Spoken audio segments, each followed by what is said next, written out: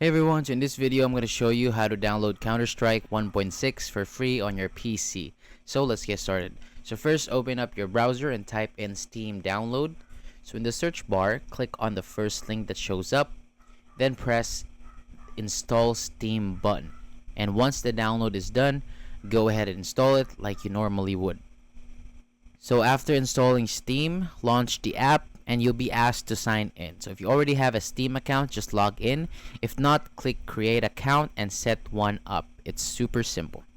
So I couldn't log in at the moment due to a small issue on my side, so I'll just guide you through what to do next.